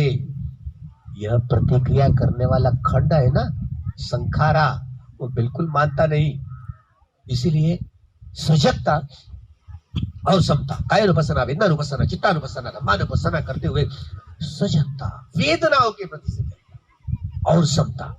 अगर समता पुष्ट नहीं हुई तो वह भोक्ता भाव है। इस बात को बखूबी से समझे। रंच मात्र भोक्ता भाव ना रहे, समता ही क्षण प्रतिक्षण पुष्ट होती रहे तो ध्यान ठीक हुआ, तो ही ध्यान ठीक हुआ। इसीलिए बार बार कितने सारी हमारे खाम्य है, काम तृष्णा है, पार्श्व बहुत तृष्णा है, पार्श्व विभव तृष्णा है, दूसरी प्रतिज्ञा कैसे? हाँ, हमें बहुत सारी खामियां हैं, कमजोरियां हैं। हम प्रतिज्ञा यह करते हैं कि सारी खामियों को दूर करेंगे, अंतिम खामियों तक कैसे भाई? ये सारी काम तृष्णा है, बहुत तृष्णा है, बहुत 1500 प्रकार की तृष्णाओं का सारा संग्रह, ये सारी खामियां कैसे दूर कर पाएंगे?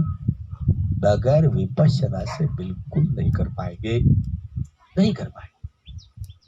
तो ही सद्धर्म के प्रचार एवं प्रसार के लिए आप सक्षमता पा जाए, तो ही काम कर पाए। तीसरी प्रतिज्ञा यह है, अनंत सत्य है, प्रकृति में अनंत सत्य है। हम प्रतिज्ञा यह करते हैं कि सारे सत्य के रहस्य को खोल देंगे। क्या सत्य है? लोकीय सत्य, लोकोत्तर सत्य, उदय वे, ये लोकीय सत्य। ये सारे अग्निवायु जल पृथ्वी धातुओं के अणु रेणु परमाणु का सारा प्रपंच है, जीवित है, चाहे सजीव हो निर्जीव हो। इसका संश्लेषण विश्लेषण विघटन विभाजन किया अग्निवायु जल पृथ्वी धातुओं के और उनके 4 गुण, ये अट्ठकला भगवान ने नाम दिया। आज की आधुनिक भाषा में उसको परमाणु कहेंगे। अब उसका क्या संश्लेषण विश्लेषण विघटन विभाजन करेंगे? सारा परमाणु का खेल है, अट्ठकलापों का खेल है। तरंगे बुदबुदे, वेदना संज्ञा संखार और विज्ञान, ये चित्त की 4 खंड, वो भी उदय वे तरंगे, किस तरंग को मैं कहूं मेरा चित्त कहूं? क्या मेरा है? अरे अनात्म है ना। जब तक के ठीक से ध्यान करना नहीं आया, नहीं तो उलझ जाएंगे। ये लोकीय सत्य, और जो उत्पाद भी नहीं होता, जो व्यय भी नहीं होता, उसे ही नित्य कहा गया है। वही अंतिम सत्य है, निब्बाणं परमं सुखम। वह लोकोत्तर सत्य है। वह आर्यत्व प्राप्त करते, अपने भीतर की सारी अविद्या को दूर करते हुए जिन्होंने आर्य सत्य का साक्षात्कार किया हो, तो लोकोत्तर सत्य को प्राप्त किया। ऐसे सत्य की धारणा ही समझाने नहीं लगे तो भला सद्धर्म का शुद्ध रूप से प्रचार एवं प्रसार कैसे कर पाए? चौथी प्रतिज्ञा है, भगवान का मार्ग अतुल्य, तुलना नहीं। अपमानो बुद्धू, अपमानो धम्मो, अपमानो सब, मानवता, तुलना नहीं, प्रमाण नहीं है, वस्तुमान नहीं है। और हम प्रतिज्ञा यह करते हैं कि सारे मार्ग को एक एक कड़ी, एक एक कदम चलते चलते सारे मार्ग को जाने, लोकी और लोकोत्तर सत्य की सारी गहराई से तलस्पर्शी गहराई में जाकर के सारे रहस्य को खोल दिया भगवान ने। ऐसे रहस्य को खोल देने का बल ही नहीं है हमारे पास में, तो भला कैसे सद्धर्म का शुद्ध रूप से प्रचार एवं प्रसार कर पाए? इसे बखूबी से सब कैसे पथ है, कैसे मार्ग है। विपश्यना इस कम्मठान का अभ्यास करते करते इस शरीर के और मन के प्रपंच के टुकड़े टुकड़े अनित्य बोध, दुख बोध, अनात्म बोध, यह शुरुआत जो अभ्यास की होती है, इसे ही सम्मर्शन ज्ञान कहा गया। पाली शब्द है सम्मर्शन यानी सूक्ष्म।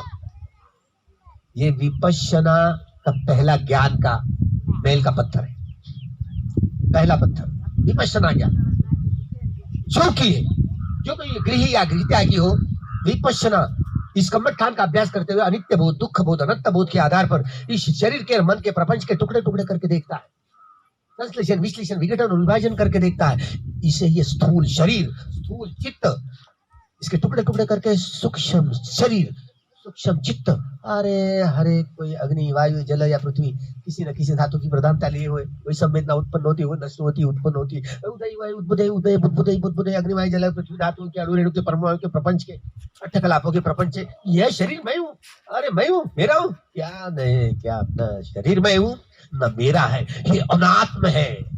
ऐसा जब बोध नहीं कर पाएंगे बखूबी से इस बातों को जानने, यह सम्मर्शन ज्ञान है, पहला ज्ञान।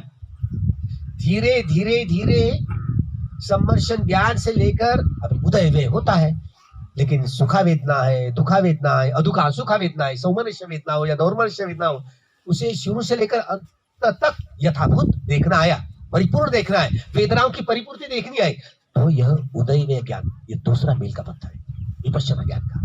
इस बातों को बड़ी बखूबी से समझे, दूसरा मील का पत्थर है उदय वे। वेदना चाहे सुखा हो, चाहे दुखा हो, चाहे अदुखा सुखा हो, सौमनस्य हो या दौर्मनस्य हो, उत्पत्ति से लेकर वे होने तक का प्रपंच बखूबी से जान लिया, तो इसी को ही दूसरा ज्ञान, ये मैल का पत्थर है, इसे उदय भयं ज्ञान कहा जाए। तीसरा पत्थर, तीसरा ज्ञान का पत्थर, ये मील का पत्थर। देखते देखते देखते देखते ऐसी एक अवस्था आ जाती है, एक बार सिर के सर पर मन रखा है, मन को रख दिया, एक ही क्षण में सारा नीचे उतर जाता है, सारा भंग ही भंग। शरीर में किसी प्रकार की कोई दुखद संवेदनाओं का नामो निशान नहीं, सारा बुद्धि सूक्ष्म संवेदना सारा बुद्धि, इसे ही भंग ज्ञान कहा जाता है। ये तीसरा ज्ञान। अगर यह भंग ज्ञान का अनुभव अभी हो या भविष्य में आपको होता है, तो थोड़ी देर आप, ये पिछड़ा है ना हड्डियों का, अब जैसे खत्म होता है तो यहां ध्यान करना है। कभी कभी नहीं सोच में आए तो फोन करके बोलना है, लेकिन सुनते रहना है।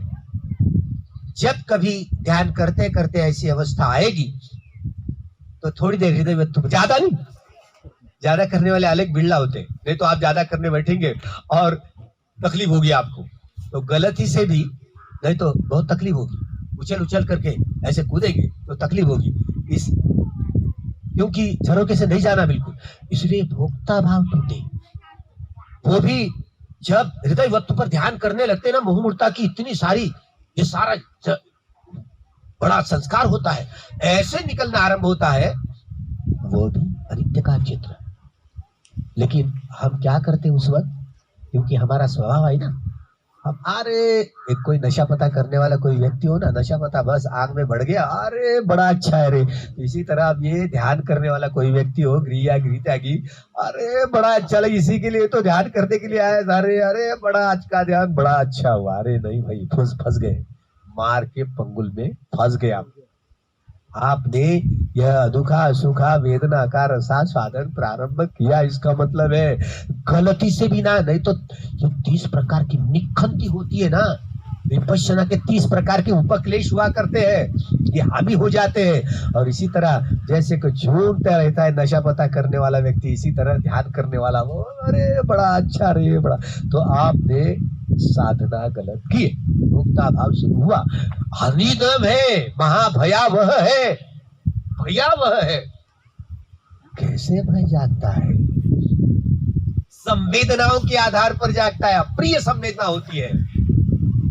इसलिए मूलतः यह भय भी द्वेष मूलक चित्त की उत्पत्ति है, क्योंकि वो वेदना अप्रिय होती है, अप्रिय वेदना द्वेष मूलक चित्त का ही मूलाधार होता है। इसलिए किसी प्रकार का कोई चिंतन मनन हो, चाहे वो कुशल हो या अकुशल हो, चिंतन मनन के साथ में नहीं रहना है। वेदना पच्चैया पैया सती संपत जन्म नर अचिते पीते खाइते साइते सब जानकारी होती। चलते उठते बैठे जो भी काम कर रहे हो, वेदनाओं के अनित्य बोध को जगाते जगाते हुए काया वाचा मन के द्वारा कर्म करना, इसी को ही ज्ञानंगुतवादी बुद्धे अनन सुत्ते सुधम्मेसु चक्रंगुदपादी ज्ञानंगुदपादी पඤ्ञा उदपादी विद्या उदपादी आलोकोदपादी। भगवान ने ठीक तरीके से समझा। और सम्मर्शन ज्ञान है, सम्मर्शन ज्ञान, उदय ज्ञान, भंग ज्ञान, अगर मार्गदर्शक ठीक से रहा तो होगा जीवन में। इसलिए मार्गदर्शक होना जरूरी होता है। बड़ा अधीनव है, भय जागता है, चौथा ज्ञान होता है, अरे मेरा शरीर कहाँ गया, कहाँ भाग गया, हल्का फुल्का हो गया। तो एक बार ऐसे ध्यान करते करते सारा हड्डियों का, अरे सारी गंदगी दिखने, ऐसा भी होता है। आप ऐसा मत सोचिए मुझे नहीं दिख रही, तो आप ऐसे ख्वाब ना देखें। जिस समय जो हो रहा है ना, बाह्य प्रक्षेपण, भीतर का भी प्रक्षेपण हो सकता है, समझे? तो इन सारी यात्रा करते करते जाना है, लेकिन डरना नहीं है। भय शरीर पर अप्रिय वेदनाओं के जरिए जगता है। आप भलाई कोरोना के रोगी हो, मुझे क्या पता कितनी बार कोरोना हो चुका होगा, कितनी बार कोरोना से मुक्त हुआ, मुझे नहीं पता। अभी भी छींके आ रही ना, बहुत दिन के बाद आ रही, बहुत दिन के बाद। लेकिन मुझे डर नहीं है। अब डरने तो डर नहीं है, तो ये कितनी सारी इम्यूनिटी पावर, कितना सारा है। देखिए आप, अनित्य बोध में जो चाहे विषाणु हो या जीवाणु हो, वो काम नहीं कर पाता। जब अनित्य बोध पुष्ट होता है, उसकी क्रियाशीलता ही खंडित हो जाती है। इसलिए वेदना पच्चया पय्या। इस महामारी से मुझे अभी वहां पर ले भी गए ना, तो मैं नहीं मृत्यु को पा जाऊं। तो वो दम है, क्योंकि जानना है, केवल मानने के लिए नहीं, भीतर जानना है ना विषाणु। इसलिए जब मुझे भी माइग्रेन हुआ था, तो मुझे भी यहाँ मेंदू में चला गया था, मेरे ब्रेन मलेरिया, तब भी देखा था। लेकिन मुझे जहां तक पता है सारी दवाई का खर्च है, मैंने उनको बोल दिया कि मैं अभी जा रहा हूं, नहीं तो मर ही जाऊंगा ना, दूसरा क्या होगा। जंगल में गया और ध्यान करते करते करते करते गाड़ी रोड पर आ गई, तो तब से दवाई से मुक्त हो गया। तो मतलब क्या है कि वेदना पच्चया पय्या, तो शारीरिक रोग भी, चाहे विषाणु हो या जीवाणु हो, उसको भगा दे सकते हैं, उसको मारते नहीं। जैसे आप विषाणु को मारते, वही विषाणु पैदा करते हैं, उसकी अभी टसल चलती है। अब जिन्होंने अभी मान लो कोविड इंजेक्शन ले लिया, तो वो हो गया, कोरोना का पेशेंट हो गया ना। अब कोरोना का पेशेंट ही विषाणु डालते ना उसके भीतर, अब वो लड़ाई करेंगे, प्रतिकार करेंगे। तो भला अगर मुझे भी कोरोना हुआ तो मैं बच सकता हूं, बच सकता हूं। अलग अलग व्याधि से, बहुत व्याधियों से गया, बहुत व्याधियों से गया, लेकिन अभी व्याधि ज्यादातर ऐसे क्लाइमेट में ऋतु बदल गया, तो ज्यादातर मुझे सर्दी होती है और कुछ नहीं। तो भला अब स्वास्थ्य का मेरे एक मित्र जो प्रोफेसर प्रिंसिपल थे, ऐसी व्याधियों तो जीवन भर की जितनी कमाई है पूरी की पूरी चली। तो रोटी, कपड़ा, मकान, शिक्षा, स्वास्थ्य, ये सारी मिनिमम जरूरतें हो ना, तो कम से कम आज की स्वास्थ्य की इतना कितना खर्चीली है। तो जितनी सारी जीवन की कमाई, ये कोरोना में अलग अलग लोग हैं, उनकी भी कमाई चली। अमेरिका हो, चाइना हो, रूस हो, वहां की दवाई का भी इस्तेमाल किया इधर, लेकिन बचा नहीं पाए। क्या करें? तो आखिर तक कर्म ही मैं हूं, कम सकूं। तो इसे बखूबी से समझे, बड़े अनित्य बोध, दुख बोध, अनंत बोध को पुष्ट करते करते जिए, तो बहुत लंबी आयु जी पाए, बहुत लंबी आयु। गोयनका गुरुजी को क्या लगा था वो 92 वर्ष से जीने वाले 90 साल थे, पता नहीं वो तो कहां के कहां, तभी वो यात्रा पूरी हुई थी उनकी।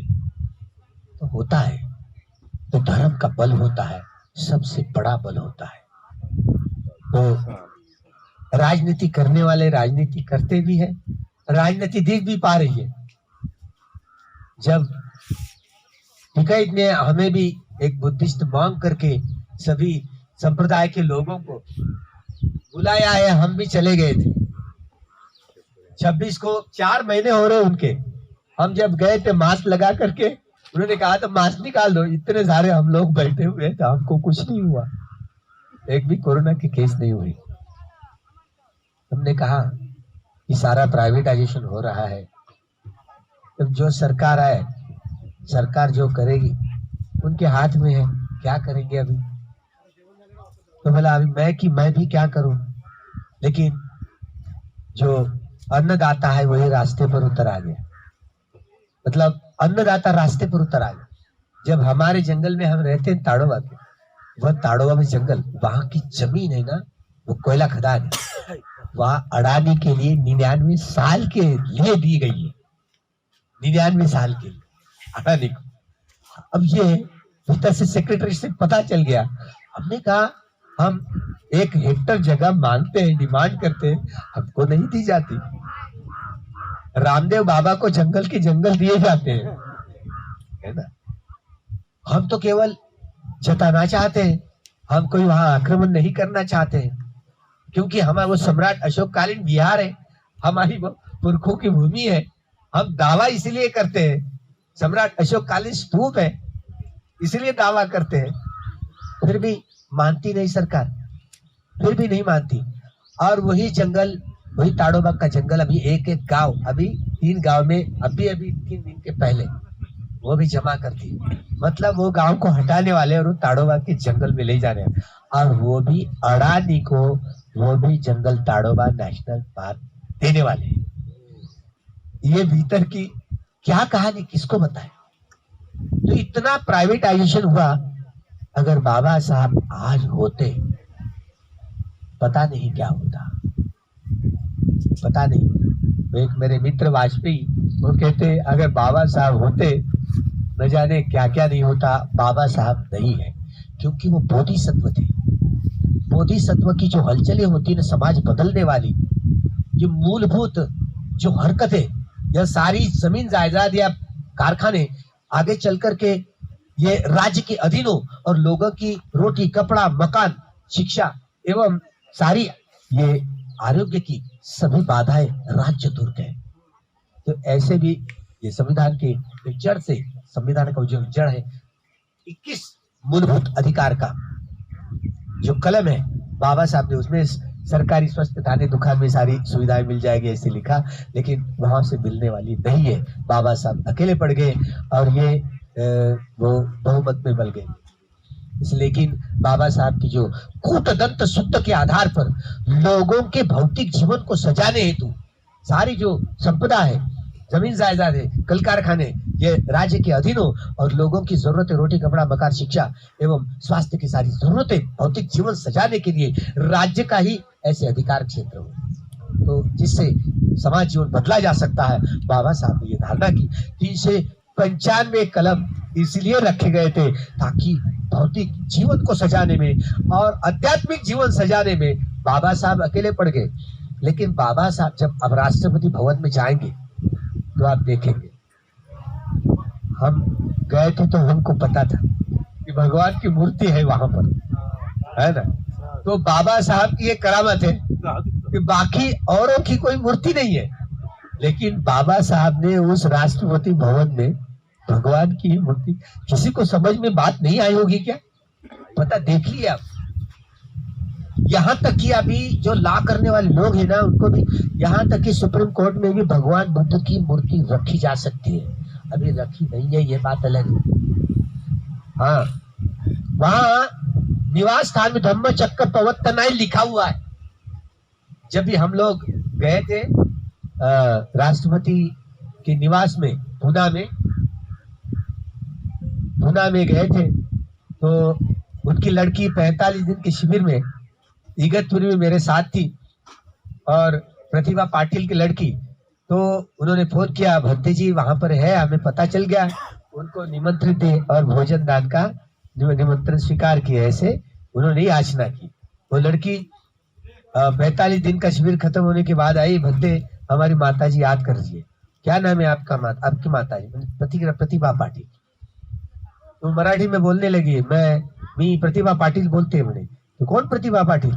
मैंने कहा हाँ मैं प्रेसिडेंट थी बोले इस देश की। अच्छा ठीक है, तो मैं मेरी याचना है बोले कि आप ये हमारी लड़की है, लड़की के साथ में हमारे यहाँ भोजन दान के लिए आएंगे। हम जब गए और वो सती पठान करके आई थी, सती ठान करके आई थी। तो अब 5-10 मिनट की मुलाकात है। 5-10 मिनट में वो कायानुपස්සना, वेदनानुपස්සना, चित्तानुपස්සना, धम्मा पहले शिविर करके आई। तो भंते जी कितना कठिन है बोले। वो एमए को पढ़ाती थी, पहले पोस्ट ग्रेजुएशन को, तो लेक्चरर थी। भंते जी कितना सारा कठिन है। अब बोलते बोलते 1.5 घंटा कहाँ गया पता नहीं चल गया। भंते जी कितना कठिन। हाँ कठिन है, कठिन तो है। फिर भी वेदना पच्चिया पय्या, वेदना पच्चिया शब्द सुनने में तो बड़ा अच्छा लगता है, लेकिन प्रज्ञा नहीं जगती ना, क्षण प्रतिक्षण प्रज्ञा नहीं जगती ना, अनित्य बोध पुष्ट नहीं होता ना, दुख बोध असिते पीते खाईते साईते सब जानकारी। ऐसे चलने का ही मतलब है सम्मादिट्ठी के साथ में चलना है। दुख याण, दुख समुदय याण, दुख निरोधे याण, दुख निरोध गामिनी प्रतिपदा यानंती इति उच्यते इति सम्मादिट्ठी। धीरे धीरे घड़ी 11 बज गए, भोजन का समय हो रहा है। हम मैत्री करते हुए जब एक एक हो सकता है भोजन के उपरांत ये बातों को, जो ये सम्मर्शन ज्ञान, उदय ज्ञान, भंग ज्ञान, भय ज्ञान, आदिनव ज्ञान, निब्बिदा ज्ञान, मुंचित काम्यता ज्ञान, पटिसंख्या ज्ञान, संखारोपेक्षा ज्ञान और अनुलोम ज्ञान, 10 ज्ञान के मेल के पत्थर कैसे कैसे अनुभव करते जाएंगे तो धीरे धीरे लौकिक क्षेत्र से लोकोत्तर क्षेत्र का मार्गक्रमण करते आएंगे। मार्ग की स्पष्टता आ जाएगी। भगवान का मार्ग अतुल्य है और समझ ही नहीं लेंगे भला कैसे सद्धर्म का शुद्ध रूप से प्रचार एवं प्रसार कर पाएंगे। आपको एक पल बहुत इस बुद्ध पूर्णिमासी के अवसर पर बहुत ये पल लाभे। खूब मंगल हो, खूब कल्याण हो, खूब भला हो। याद करूं सम्यक संबुद्धों की, याद करूं पचेक बुद्धों की, याद करूं सावक बुद्धों की, याद करूं निर्वाण सत्वों की, याद करूं बोधि सत्वों की, याद करूं चक्रवर्ती महाराज हो की, करुणा मैत्री पर सभी प्राणियों पर बहे धर्म गंग की धार, हो ये दुखों से पर खुले मुक्ति के द्वार, सुखी हो ये संसार, सबका मंगल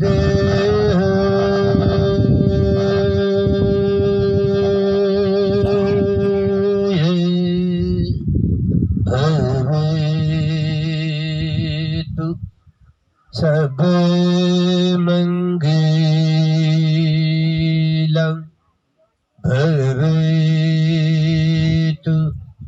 सब मंगलम भवतु, सब मंगलम।